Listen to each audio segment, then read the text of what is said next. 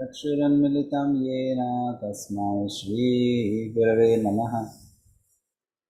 श्रीचैतन्यमनोभीष्टं स्थापितं येन भूतले स्वयं रूपः कदा मह्यं ददाति स्वपदान्तिकं।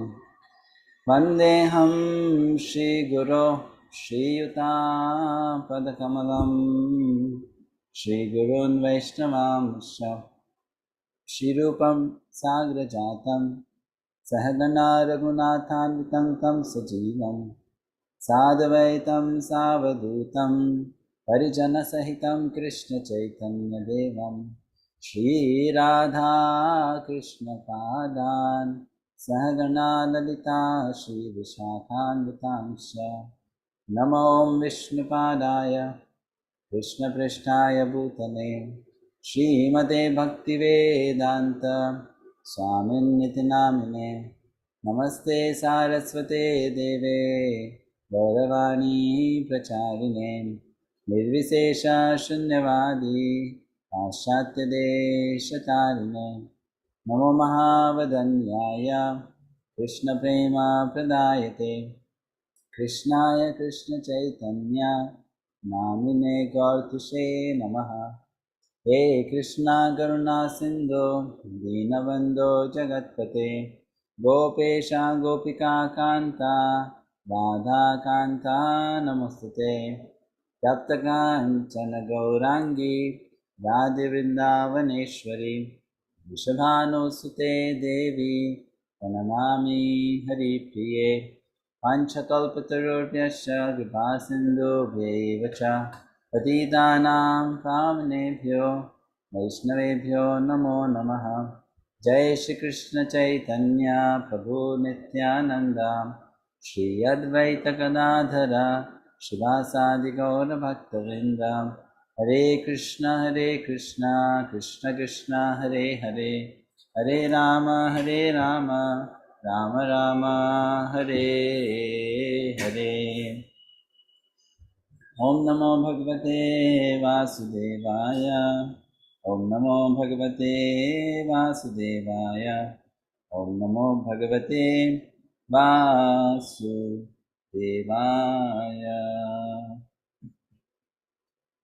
नारायणं नमस्कृत्य नरं चैव नरोत्तमं देवीं सरस्वतीं व्यासं ततो जयमुदीरयेत्।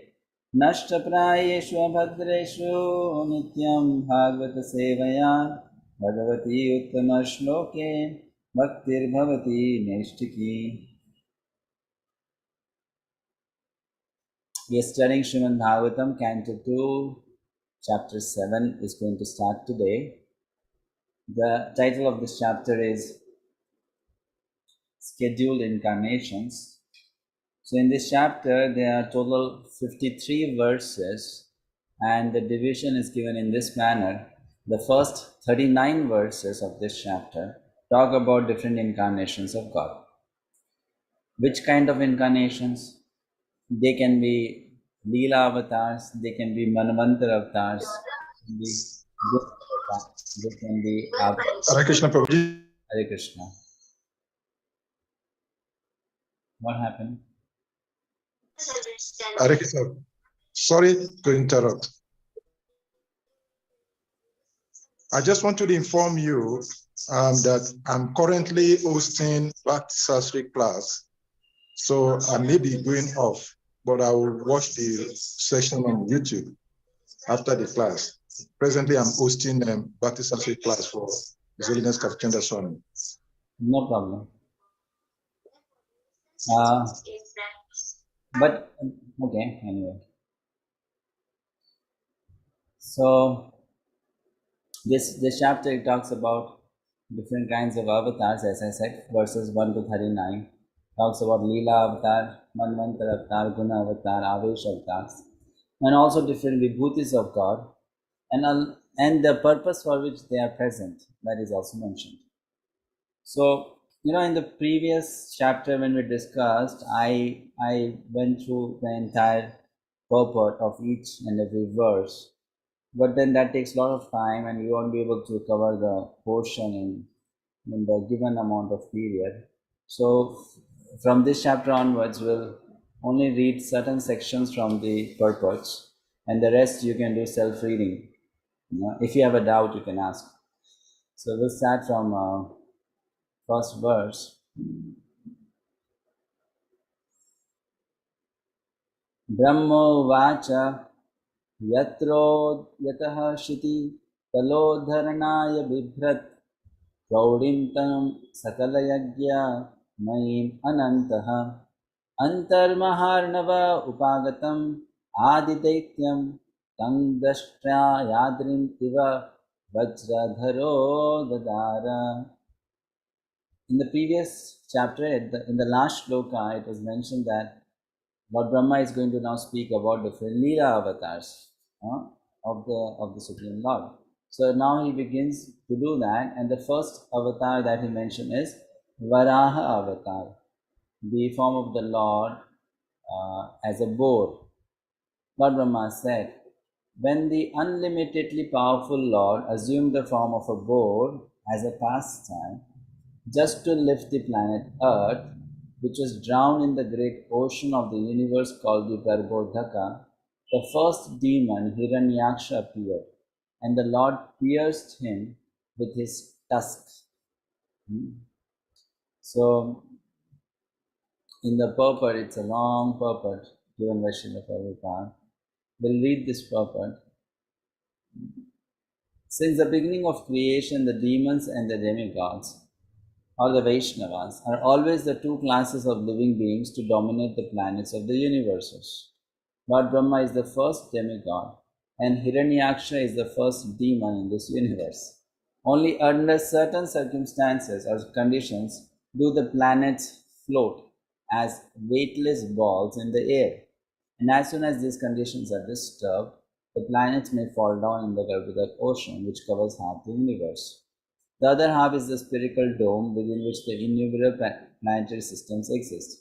The floating of the planets in the weightless air is due to the inner constitution of the globes, and the modernized drilling of the earth to exploit oil from within is a sort of disturbance by the modern demons and can result in a greatly harmful reaction to the floating condition of the earth.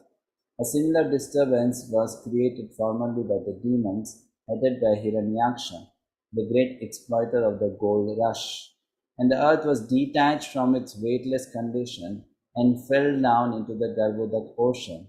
The Lord, as maintainer of the whole creation of the material world, therefore assumed the gigantic form of a boar with a proportionate snout and picked up the earth from within the water of Garbhodaka.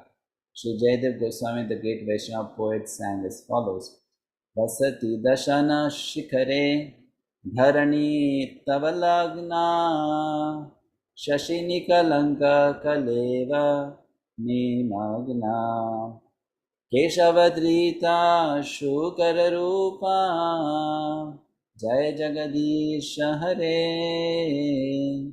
O Keshav, O Supreme Lord, who have assumed the form of a boar, O Lord, the planet Earth rested on your tusks, and it appeared like the moon engraved with spots. Such is the symptom of an incarnation of the Lord. The incarnation of the Lord is not the concocted idea of fanciful men who create an incarnation out of imagination. The incarnation of the Lord appears under certain extraordinary circumstances, like the above mentioned occasion, and the incarnation performs a task which is not even imaginable by the tiny brain of mankind.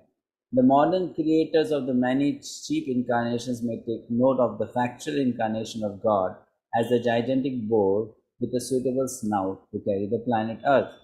When the Lord appeared to pick up the earth, the demon of the name Hiranyaksha tried to create a disturbance in the methodical functions of the Lord, and therefore he was killed by being pierced by the Lord's tusk. According to Srila Jiva Goswami, the demon Hiranyaksha was killed by the hand of the Lord. Therefore, his version is that after being killed by the hand of the Lord, the demon was pierced by the tusk. Srila Vishwanath Chakravarti Thakur confirms this version. So the Lord appeared as Varaha to lift the planet Earth.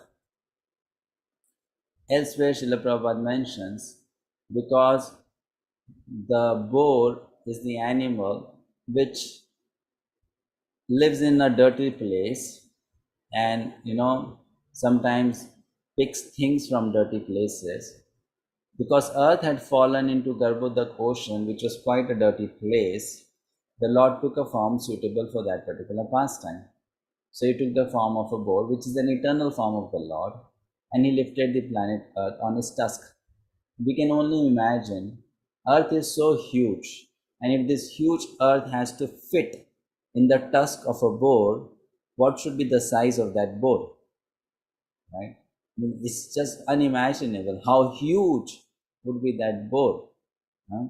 And Hiranyaksha was equally big.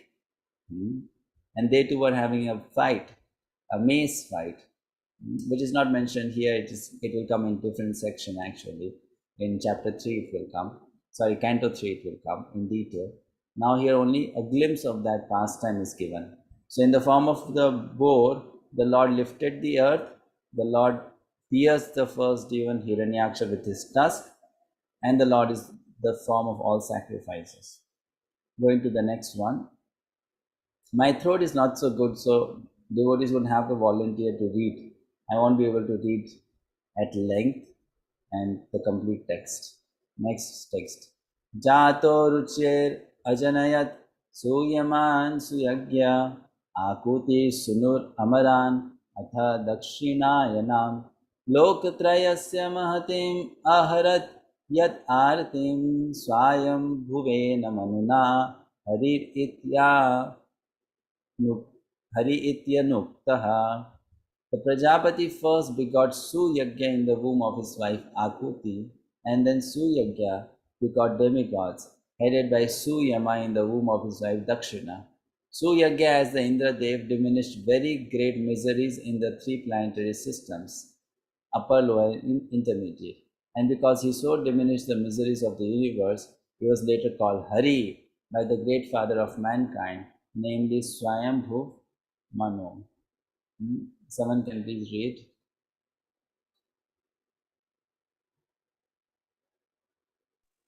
Purport. In order to guide against the invention of something is covering. Hare Krishna.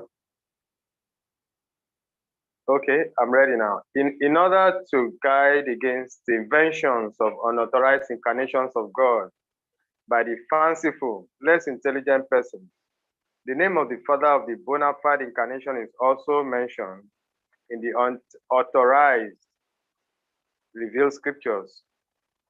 No one, therefore, can be accepted as an incarnation of the Lord. His father's name,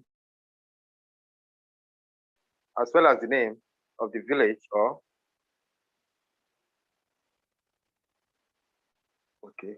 village or place in which he appears is not mentioned by the authorized scriptures.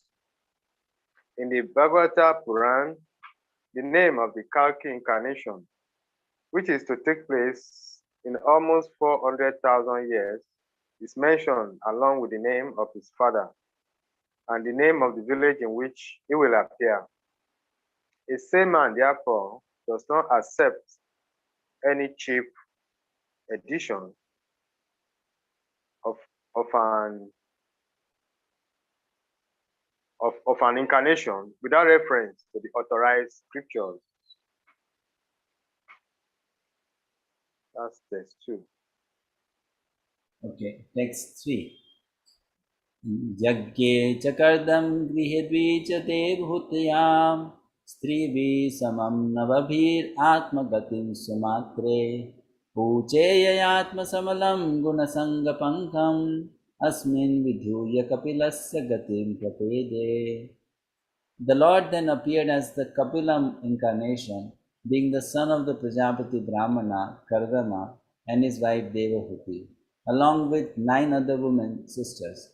He spoke to his mother about self-realization, by which in that very lifetime she became completely cleansed of the mud of the material modes and thereby achieved liberation, the path of Kapila. Papa, someone would like to read?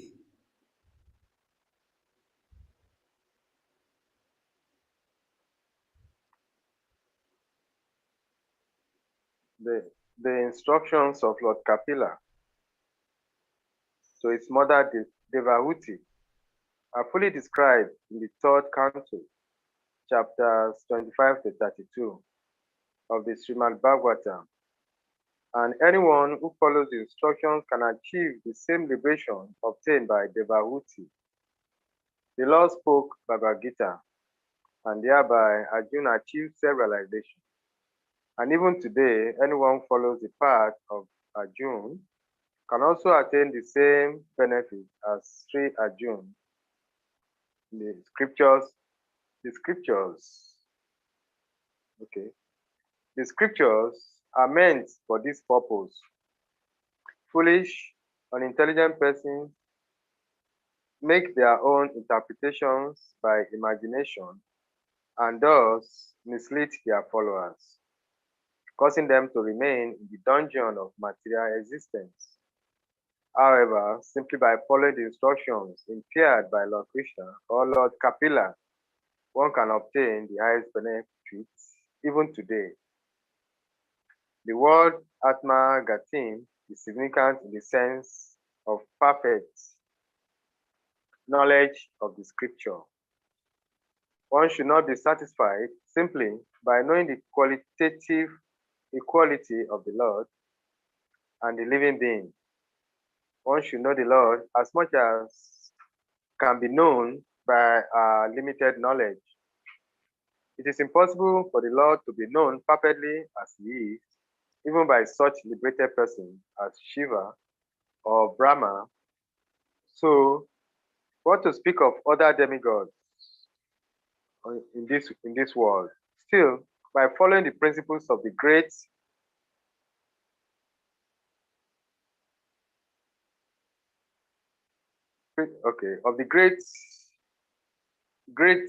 devotees and the instructions available in the scriptures, one can know to a considerable extent the features of the Lord. His Lordship Kapila, the incarnation of the Lord, instructed his mother fully about the personal form of the Lord, and thereby she realized the personal form of the Lord and was able to achieve a place in Vaikuntha where Lord Kapila predominates. Every incarnation of the Lord has its own abode in spiritual sky. Therefore, Lord Kapila also has separate Vaikuntha planets. The spiritual sky is not void. There are innumerable Vaikuntha planets, and in each of them, the Lord, by his innumerable expansions, predominates, and the pure devotees who are there also live in the same style as the Lord and his eternal associates.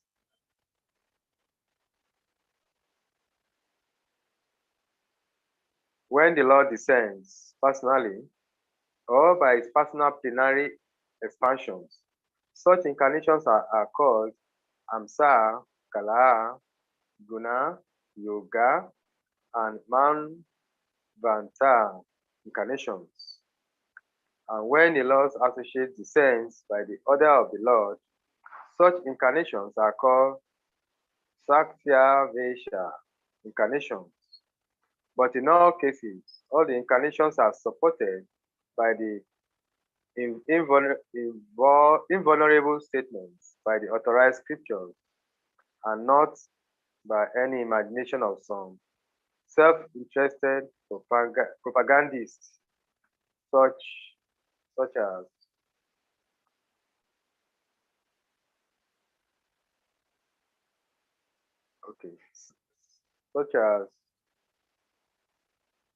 such incarnations of the Lord in either of the above categories always declare the Supreme Personality of Godhead to be the ultimate truth.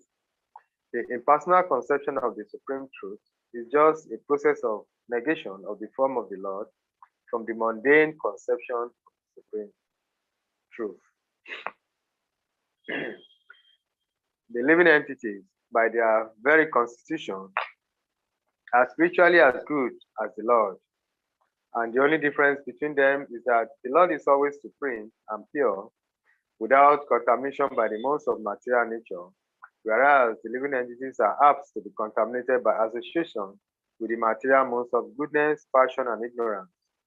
This contamination by the material modes can be washed off completely by knowledge, renunciation, and devotional service. Devotional service to the Lord is the ultimate issue, and therefore those who are directly engaged in the devotional service of the Lord not only acquire the necessary knowledge in spiritual science, but also attain detachment from material connection and are thus promoted to the kingdom of God by complete liberation, as stated in the Bhagavad Gita 14:26. Mam chayo vyabhicharena bhakti yogena sevate sagunan samantitya itan brahma bhyaya kalpate. Even in the non-liberated stage, a living entity can be directly engaged in the transcendental loving service of the Lord. Need to scroll.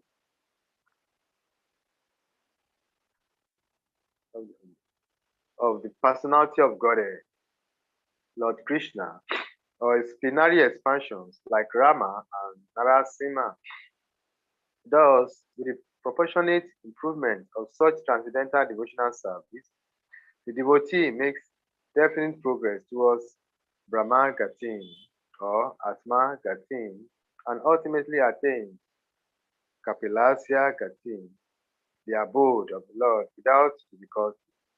The antiseptic potency of the devotional service to the Lord is so great that it can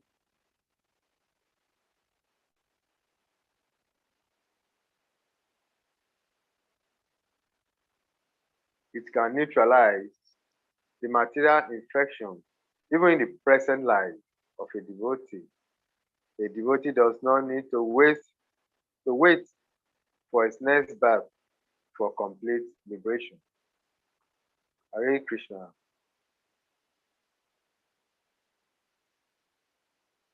Hare Krishna. Thank you so much, Prabhuji. Very long purport. Very, very long purport. Next verse. Atrerapatyam abhikamshata ahatushto tatto mayaham iti yad bhagavan sadattaha yad pada pankaja paraga pavitra deha yogardhim apurubhain yaduhai ayadyaha. The great sage Atri prayed for offspring, and the Lord, being satisfied with him, promised to incarnate as Atri's son Dattatreya, Datta, the son of Atri. And by the grace of the lotus feet of the Lord, many Yadus, Hayas, etc., became so purified that they obtained both material and spiritual blessings. Going to the next verse. Taptam tapo vividha lokashishikshayame adau sanat sutapasaha sachatu sanobhut prakalpa samplava vinashtamihatma tattvam samyak jagadamunayo yad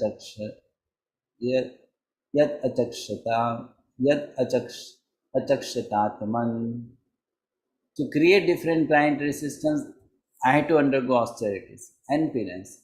And the Lord, thus being pleased with me, incarnated in 4 sanas, Sanat, Sanatan, Sanat Kumar, and Sanandan. And the previous creation for spiritual truth was devastated. But the 4 sanas explained it so nicely that the truth at once became clearly perceived by the sages. Purport. Would the other devotees like to read? I mean, Madhuvan Prabhu has already read 2 times. The other 2 are present. Hare Krishna. Can I read? Yes, please read first. The Vishnu Sahasra Nama prayers mentioned the Lord's name as Sanat and Sanatana Tama. The Lord and the living entities are both qualitatively Sanatana or eternal, but the Lord is Sanatana Tama, or the eternal in the superlative degree. The living entities are positively Sanatana, but not superlatively, because the living entities are apt to fall to the atmosphere of non-eternity. Therefore, the living entities are quantitatively different from the superlative Sanatana, the Lord. The word son is also used in the sense of charity. Therefore, when everything is given up in charity unto the Lord reciprocates by giving himself unto the devotee. This is also confirmed in the Bhagavad Gita, chapter 4, text number 11. Ye yatama prapadyante. Brahmaji wanted to create the whole cosmic situation as it was in the previous millennium.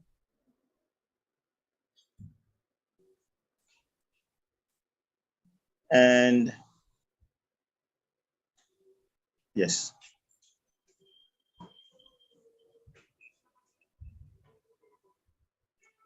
And because in the last devastation, knowledge of the absolute truth was altogether erased from the universe, he desired that the same knowledge again be renovated. Otherwise, there would be no meaning in the creation. Because transcendental knowledge is a prime necessity, the ever-conditioned souls are given a chance for liberation in every millennium of creation. His mission of Brahmaji was fulfilled by the grace of the Lord.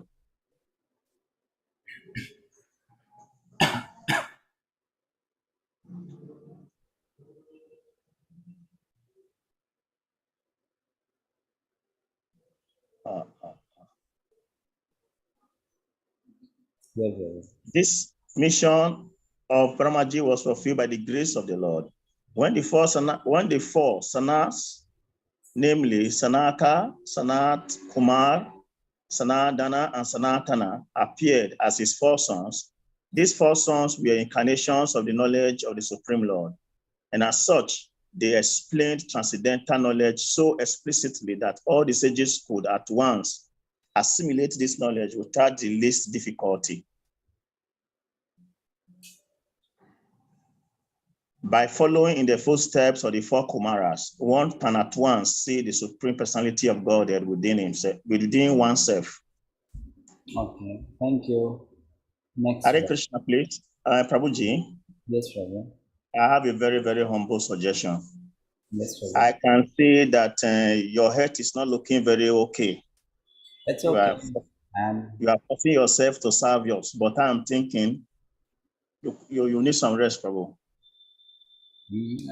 My throat is not good. Otherwise, I am fine, Prabhu. I have some throat infection, so I cannot talk much. So if you do the reading, then it's okay. No problem. We can continue. So sorry. All right. So next verse. Hare Krishna, Prabhu. Hare Krishna. In the course of this text, it was explained that in the previous millennium, that the knowledge of the absolute truth was devastated. So this is another millennium now. Which effort are we making so that such a thing doesn't happen again? Also, as these disturbances used to even affect the Earth planet itself. I could understand the first part of your question, but the second part, Prabhu, you said. Okay, the second part, just saying that even previously also, that the efforts of the demons, they can even affect the Earth planet by their misconduct. Yes. So my concern now is that what are we doing to make sure that what happened in the previous millennium does not take place again?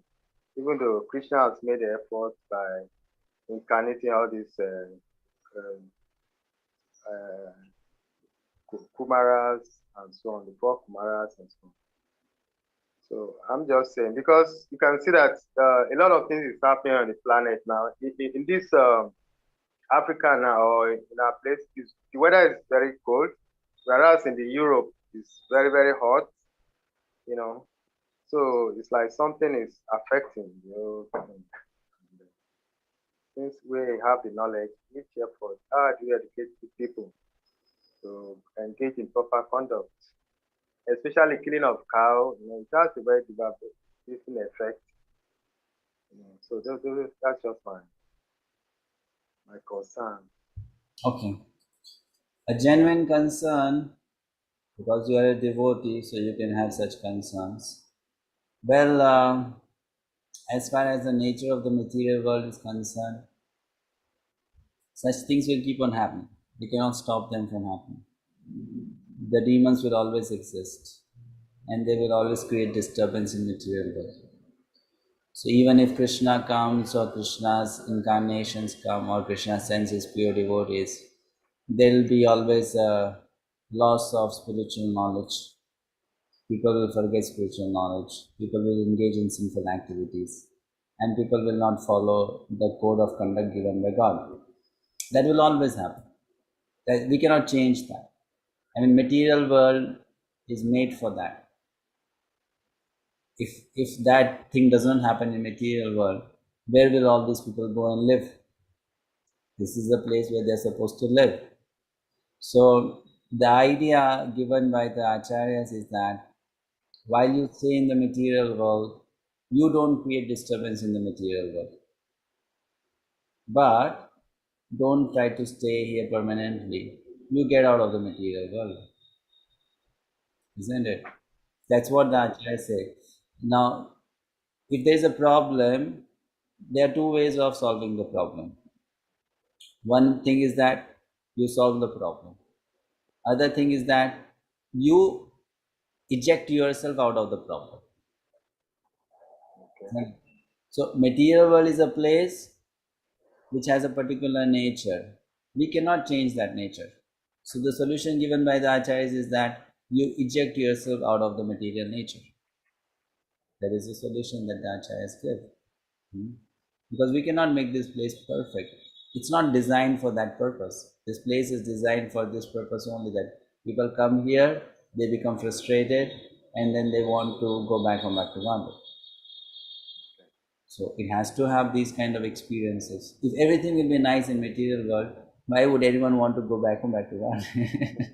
Everybody will forget about God. then there is no need to go to Golok Vrindavan or go to Vaikuntha. No need to go there. So these things will keep on happening. We cannot stop them. That's why if the people are not eager to go to spiritual world, we can tell them how you can become happy in this world. Right?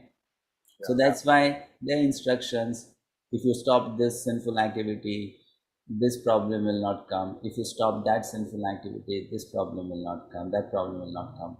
But ultimately, that is not the solution given by the scriptures. The ultimate solution is that even if you stop all sinful activities, still there will be some kind of issue in the material world, because it's designed for that purpose.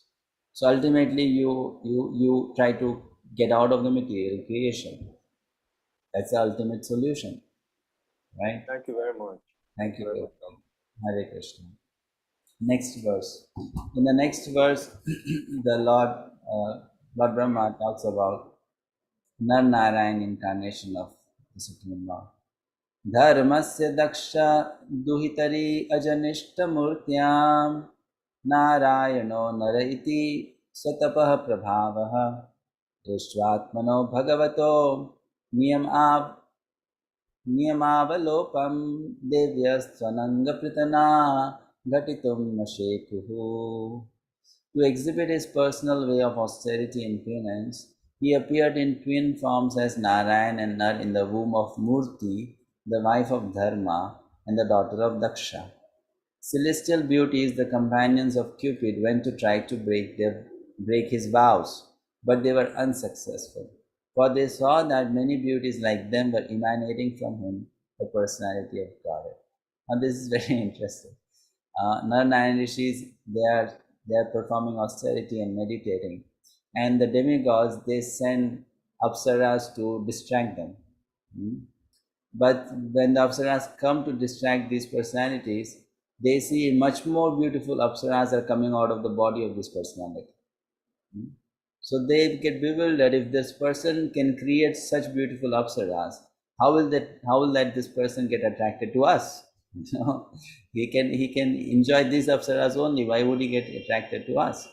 So they get bewildered by this potency of the Supreme Lord.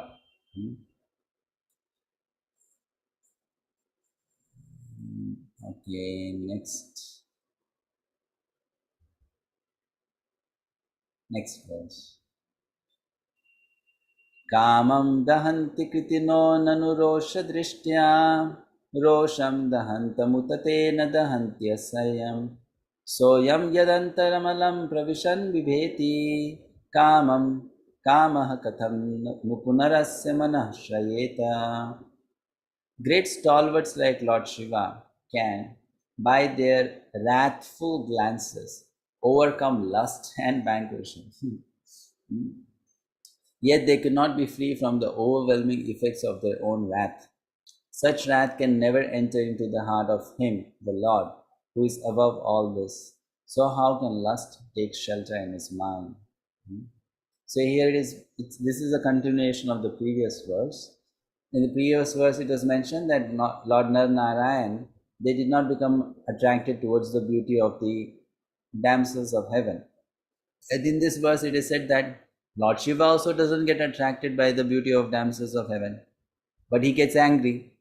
He does not become he doesn't become influenced by lust, but he becomes influenced by anger. But Lord Narayana, he can become influenced neither by lust nor by anger. So neither lust can disturb him, nor can anger disturb him. He has conquered both. It's easy to conquer lust, it's difficult to conquer anger. Because anger is, in one sense, a more degraded version of lust. When lust is not satisfied, it leads to anger due to frustration. So that is in one sense a greater form of degradation. So here it is said that Lord Shiva is not able to overcome that, but Lord Narayan can do that. So if Lord can overcome anger, why can he not overcome lust, which is easier to conquer? Someone can please read this purport.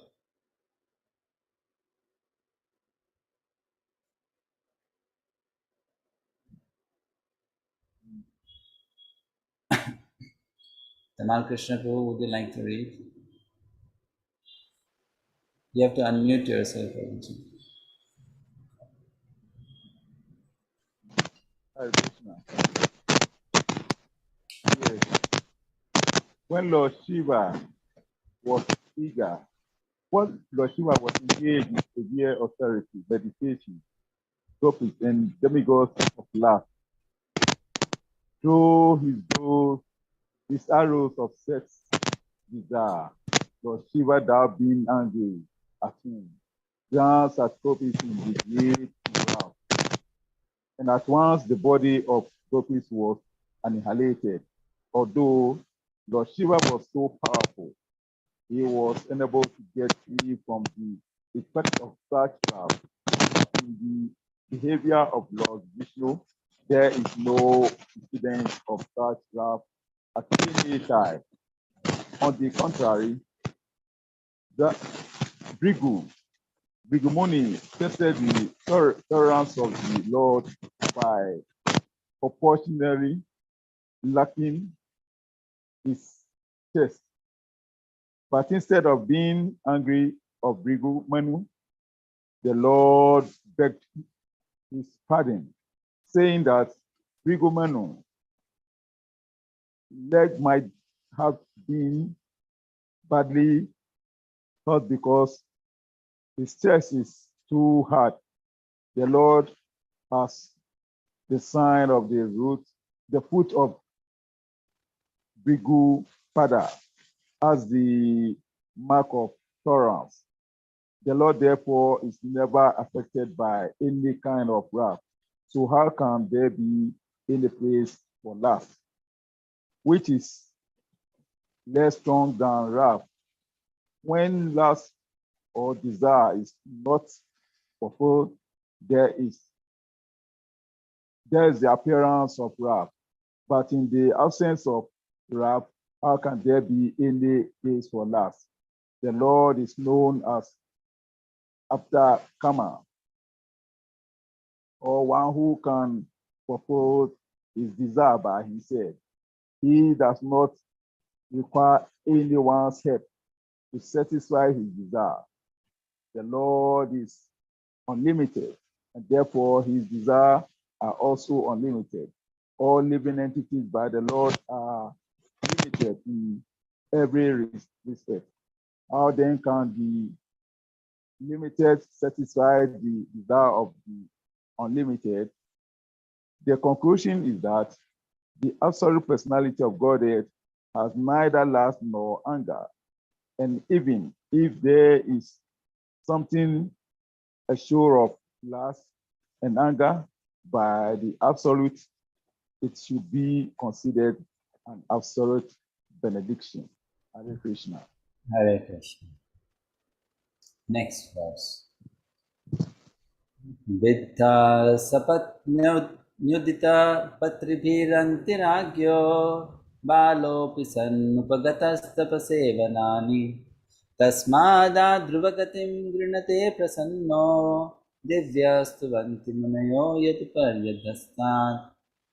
Being insulted by sharp words spoken by the co-wife of the king, even in his presence, Prince Dhruva, though only a boy, took to severe penance in the forest, and the Lord, being satisfied by his prayer, awarded him the Dhruva planet, which is worshipped by great sages, both upward and downward. So the Lord came in which form to give the benediction to Dhruva Maharaj? In the form in which he came is called Prishni Garbha. You heard this name. This particular form of the Lord appeared on the planet as the son of Prishni and Sutaka. So the name was Prishni Garbha, and that particular Lord, in that particular form, he gave the benediction to Dhruva Maharaj to become a ruler of the planet called Dhruva Loka. We all know this story. I'll go to the next verse now. Yadvenamutpathagatam dvijavakya vajra nishplushta paurushabhagam niraye patantam pratvartito jagati putra padam chalebhe dugdha vasuni vasudha sakalani yena. Maharaj Vena went astray from the path of righteousness, and the Brahmanas chastised him by the thunderbolt curse. By this, King Vena was burnt with his good deeds and opulence and was enrolled to hell. The Lord, by his causeless mercy, descended as his son by the name of Prithu, delivered the condemned King Vena from hell, and exploited the earth by drawing all kinds of crops as produce. Okay, now here's a question for all of you. It is mentioned here that Vena was a demoniac king, and he was so demoniac that the Brahmanas got angry on him and they cursed him to die. But it is mentioned the Lord took causeless mercy upon this Vena, and he appeared as his son Prithu Maharaj and saved him from hell. So how did the Lord, as the son Prithu, saved his father Vena from hell? And why did Lord save him in the first place? Why did Lord save him? Why he had to appear as the son of this demon to save him? What's the answer to that question?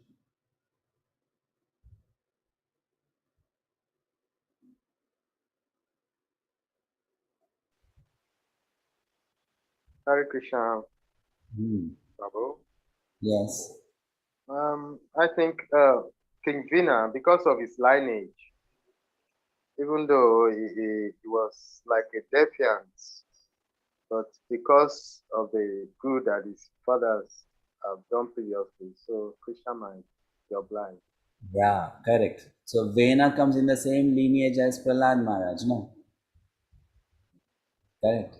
Yeah. So that's why Krishna seeing that he promised Prahlad, he promised to Prahlad, I'll give liberation to how many people? To how many people he mentioned to Prahlad Maharaj? Anyone remembers? How many generations he said? I'm not able to recall exactly whether it was 7, whether it was 21. He promised something like this to Prahlad Maharaj. Exact count I don't remember. But these many generations of your family will be delivered by me. Right? So because of that connection, first of all, he has given his word to Prahlad. So he came to save Vena. And second thing, how did he save him? Well, he saved him in this manner. We know this process, study in Bhagavad Gita, that the son is supposed to do Shraddha ceremony for the deceased parents, right? Shraddha means offering sanctified food to the deceased forefathers. Vishnu Prasad, Prasad of Lord Vishnu. And in that way, save them from going to hell. That's a custom which is commonly done in India. And people outside India also do things like that. Of course, the details might be different, but those who become Vaishnavas, then they follow the Vedic custom. I don't know, in your African culture, is there a system like this, that those who have passed away, you give them some food or some Yes. water? Yes? Yes, it happens. They do it regularly. They offer oblations. They offer oblations? Yes, they pour it on the ground. Yeah, you see, it's the same thing is there. Maybe the detail might be different, but the process is there, isn't it? Yeah. So Prithu Maharaj as a son did all this thing for his father, Vena. So if Lord Vishnu is doing all that for someone, why will that person not get delivered?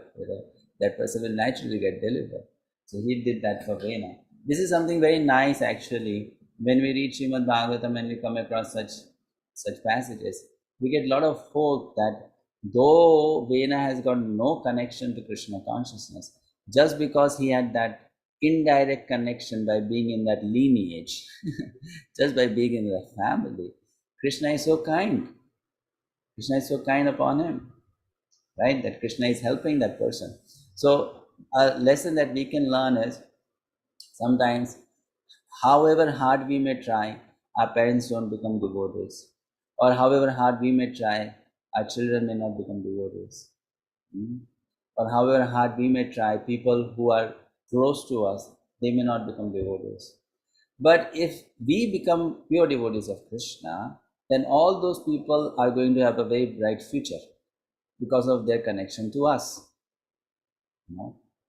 All those people will have some mercy given to them by Lord Krishna because of their connection to us, right? So by once His Holiness Bhakti Damodar Maharaj, you all know Maharaj, you know more than me. He has a very different style of communicating, things. So once in a lecture, Maharaj told us, don't be so selfish. So we could not understand what is he trying to say. And then he said, don't be so selfish. Don't give up Krishna consciousness. Because if you give up Krishna consciousness, you will go to hell. And all those who are related to you will also go to hell. So at least to save them from going to hell, don't give up Krishna consciousness.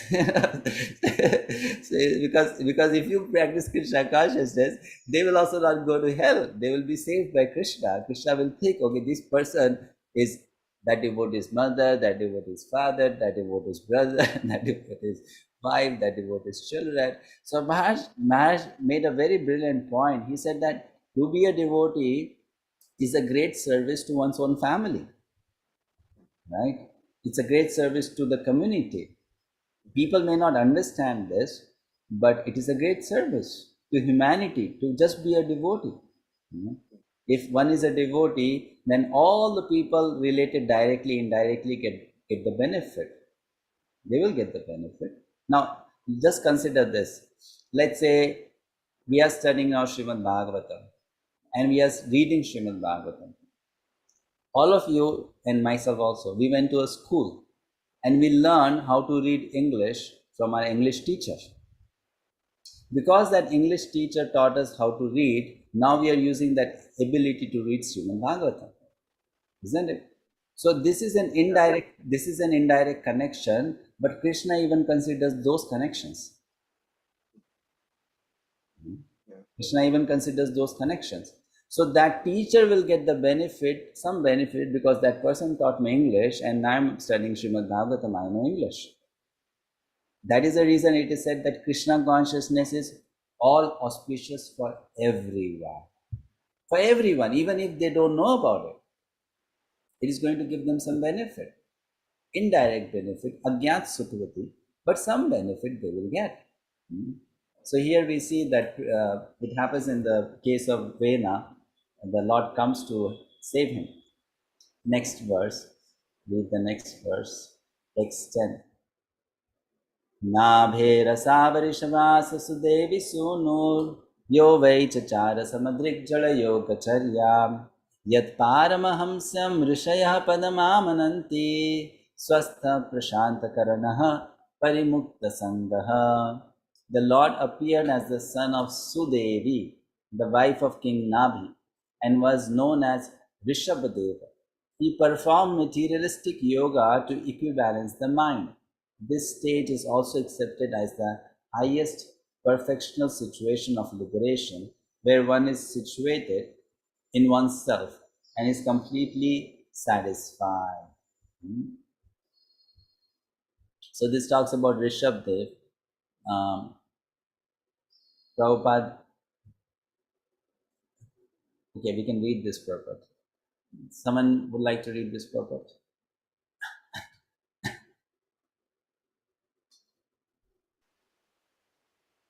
Yes, Madhuvan Prabhuji.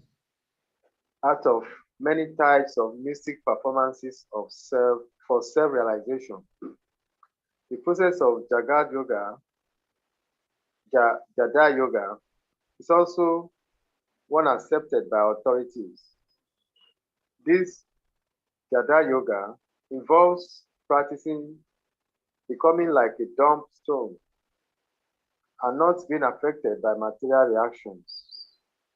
Just as a stone is indifferent to all kinds of attacks and the attacks of the eternal situations, similarly one practices Jada Yoga by tolerating voluntary inflictions of pain upon the material body. Such yogis, out of many self-infliction methods, practice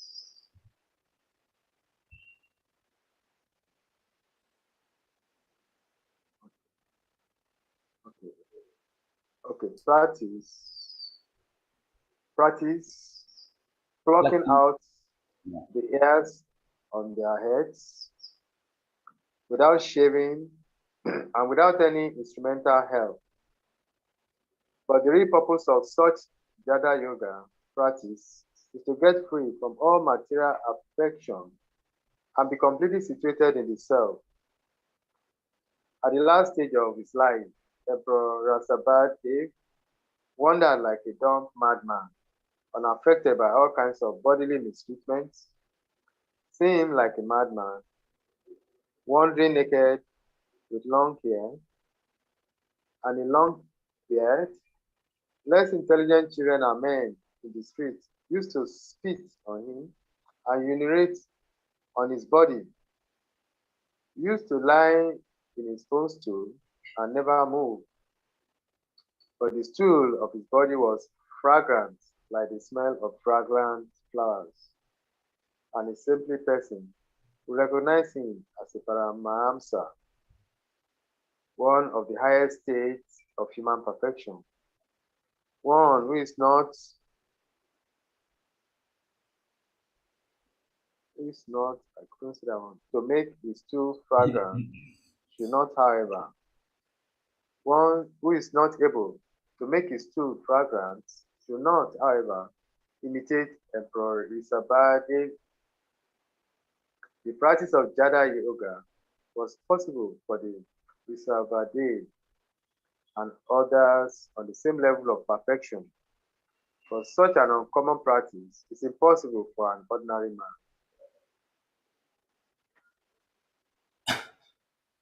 The real purpose of Jaga Yoga, as mentioned here in this verse, is Sasanta Karana, or subduing the senses. The whole process of yoga, under whatever heading it may be, is to control the unbridled material senses and thus prepare oneself for self-realization.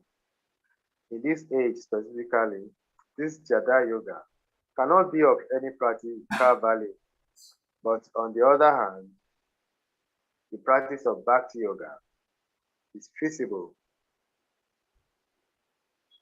because it is just suitable for this age. The simple method of hearing from the right source, Srimad-bhagavatam, will lead one to the highest professional stage of yoga. Vrishabhadev was the son of King Nabi and the grandson of King Agni Dira, and he was the father of King Bharat, after whose name this planet was called Bharat Vasa.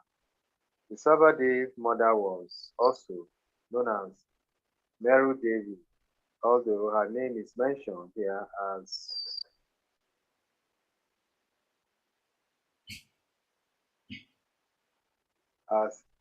Sudevi. He sometimes proposed that Sudevi was another wife of King Mahabhi. For since King Vrishabhadev is mentioned elsewhere as the son of Meru Devi, it is clear that Meru Devi and Sudevi are the same person under different names. Hare Krishna. Hare Krishna. So here in the beginning, Srila Prabhupada mentions about Jada Yoga. People, they voluntarily afflict their body and cause pain to it or some kind of mistreatment to it. In this way, they become totally, disconnected from material realm, and then they can focus on spiritual development. This process is called pratyahar. When we talk about Ashtanga Yoga in Bhagavad Gita, Prabhupada mentions these 8 stages: Yam, Niyam, Asan, Pranayam, Pratyahar, Dharana, Dhyan, Samadhi. 8 stages of Ashtanga Yoga. So in that there is a stage called Pratyahar. Pratyahar means, shutting down all the senses and not allowing the senses to interact with the sense objects. So another way of doing that is that you inflict pain to yourself so much so that you don't want to experience the sense objects anymore. Right? Like for example, instead of eating palatable food stuff, you eat that food which is not at all tasty, purposefully. Then soon you will lose the desire to eat. Right? Isn't it? Instead of sleeping on a soft bed, you sleep on very sharp, or let's say very uncomfortable surface. So after some time, you'll give up the desire to sleep. So in this way, they take a negative method of overcoming sensual attraction. Whereas Bhakti Yoga, we don't do that, because if we were supposed to do that, not many of us can do that, or hardly some people can do that. So in Bhakti Yoga, the process is little different. That instead of doing what is not liked by you, you do things what are liked by you, but for Krishna's pleasure. You do those same things for Krishna's pleasure, what you like. That's why Srila Rupa Goswami says in Nectar of Devotion, Bhakti Rasamrita Sindhu, that offer to Krishna those things which you like. And in that way, you also are happy, Krishna is also pleased by your service. So that makes bhakti very simple. And that simplicity of the process of bhakti is because of Krishna factor. Krishna is present, that's why the whole process of bhakti yoga is very simple and easy. It's because of Krishna's presence, because of that that special edition. Krishna is there, that's why the process is so nice, simple and nice. Next, and I really like this statement. Prabhupada has a distinct style of writing. He says, one who is not able to make his stool fragrant should not, however, imitate Emperor Rishabdev. So one is not able to make his stool fragrant should never say, I am an incarnation of God. Right? So this is an interesting statement. If someone says, I'm God, we can just tell that person, we can challenge that person, okay, if you can make your stool fragrant, we can accept you as God or as an incarnation of God. Next verse. Satre mama sa bhagavan hayashira shatho sakshat sayagya purushastapaniya varnaha Chandomayo, Makamayo, Kiladevatatma, Vacho, Babhubur, Ushatish, Shasatos, Nashtaha. The Lord appeared as the Hayagriv incarnation in a sacrifice performed by me, Brahma. He is the personified sacrifices, and the hue of his body is gold. He is the personified Vedas as well, and the super soul of all demigods. When he breathed, all the sweet sounds of the Vedic hymns came out of his nostrils. Okay, someone please read this purport. It's a very short purport.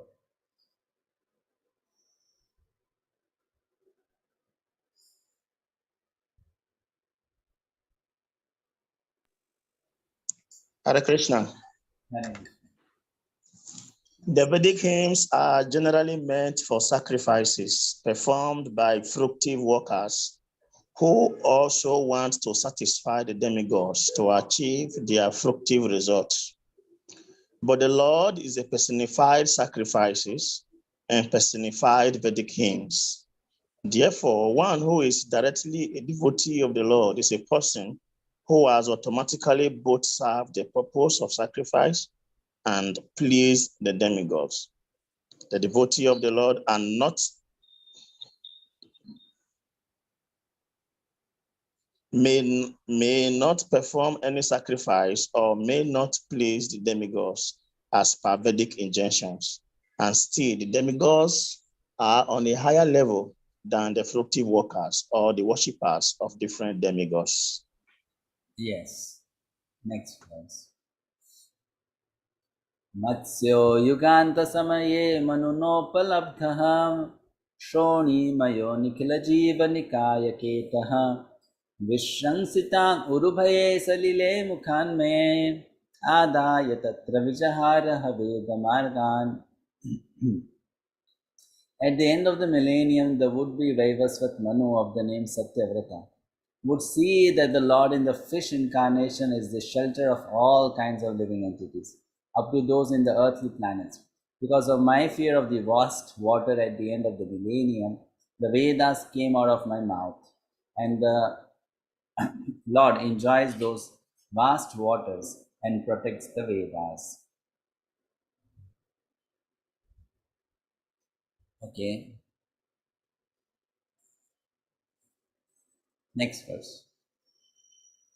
क्षीरोदधावमरदानवयूथपानाम् उन्मथनताम् अमृतलब्धय आदिदेवः पृष्ठेन कच्छपवपुर्विदधारगोत्रम् निद्राक्षणोद्रिपरिवर्तशकशानकण्डुः.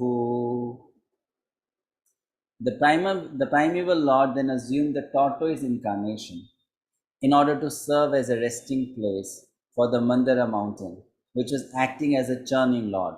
The demons and demigods were churning the ocean of milk with the Mandara mountain in order to extract nectar. The mountain moved back and forth, scratching the back of Lord Tortoise, who, while partially sleeping, was experiencing an itching sensation.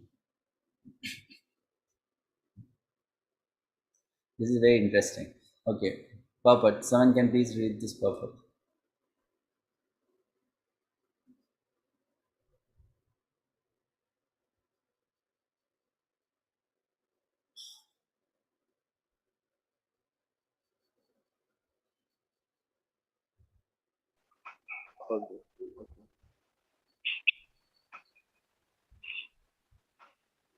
Hare Krishna.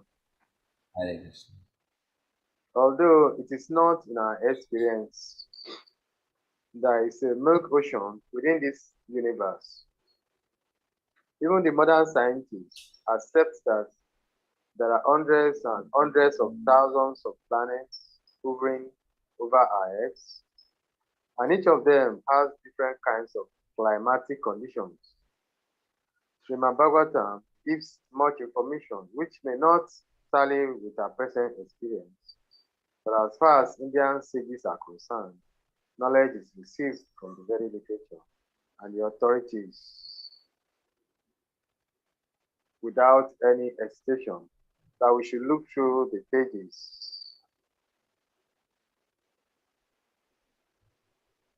of authentic books of knowledge, Shastra, Shasovats. So we cannot deny the existence of the ocean of milk as stated in the Srimad-bhagavatam unless and until we have experimentally seen all the planets hovering in space.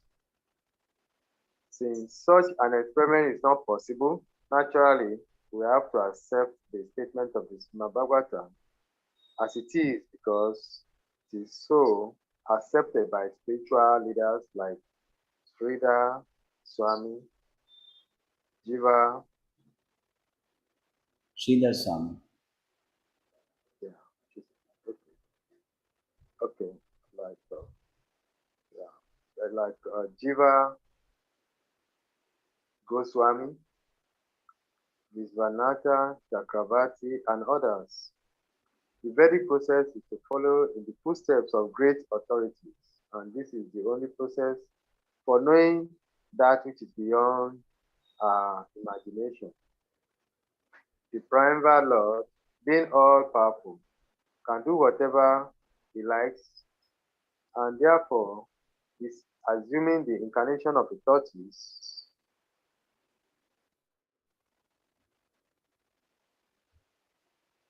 or a fish for serving a particular purpose is not at all astonishing. Therefore, we should not have any hesitation whatsoever in accepting the statements of the authentic scriptures like Srimad-bhagavatam, the gigantic work of churning the milk ocean by the combined effort of the demigods and the demons required a gigantic resting ground or pivot for the gigantic Mandara hill. Thus, to help the attempts of the demigods, the primeval Lord assumed the incarnation of a gigantic tortoise swimming in the ocean of milk. At the same time, the mountains crashed his backbone as he was partially sleeping, and thus relieved his itching sensation. Yes. So he's enjoying it. Is that the meaning? He's enjoying? When he said he is enjoying his itching sensation, that means he's not feeling any pain. He's enjoying it. Yeah, well, he's not enjoying the itching sensation, but he's enjoying the rubbing of the mountain on his back. I've seen this, sometimes when children are sleeping and they have some itching on the back, then they wake up the mother and they say, "Mom, can you help? There's itching." So then the mother is, rubbing the back, and the mother will say, "Can I stop now?" And the child will say, "No, continue for some more time. I am liking it.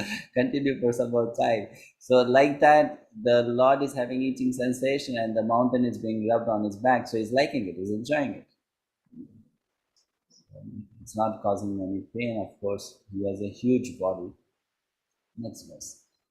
Traipishtapurubhayaha sanarsingha rupam kritva brahmad bhrukuti danshakaralavaktram daityendраmashu gadaya bhipatantamārat purau nipatya vidadaranakhe spurantam. The personality of God had assumed the incarnation of Nrsimhadev. In order to vanquish the great fears of the demigods, he killed the kings of the demons, Hiranyakashipu, who challenged the Lord with a club in his hand. By placing the demon on his thighs and piercing him with his nails, rolling his eyebrows in anger, and showing his fearful teeth and mouth. You may know the story of Lord Narasimha very well. It is given in Srimad-bhagavatam, Canto 7. We'll take this verse, last for today. Anta sarasyurbalena pade grihito grahena yuthapatirambucha hastartaha ahedamadi purushakhila lokanatha tirtha shavashavana mangala namadheya. Very beautiful verse. The leader of the elephants, whose leg was attacked in a river by a crocodile of superior strength, was much aggrieved. Taking a lotus flower in his trunk, he addressed the Lord, saying, O original enjoyer, Lord of the universe, O deliverer, as famous as a place of pilgrimage, all are purified simply by hearing your holy name, which is worthy to be chanted. So the name of the Lord who came to save Gajendra, the elephant, is Hari, and he came on the back of his carrier Garuda to save Gajendra. This story is also very nicely elaborated in 8th Canto of Srimad-bhagavatam. So we can study from there more. These verses, they are only giving us a brief idea. It is concluded, therefore, that the holy name of the Lord and topics in relation with him are always worth hearing. And therefore, he is called here in this verse, Namadheya, or one whose holy name is worth chanting. So we'll stop here for today. Any questions or comments regarding what we discussed today?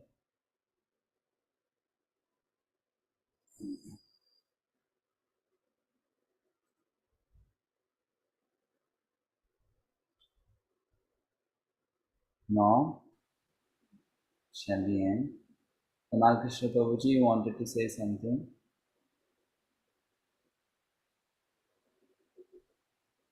Can't hear you, Prabhu. Can't hear you. Your microphone is on, but we are not able to hear you.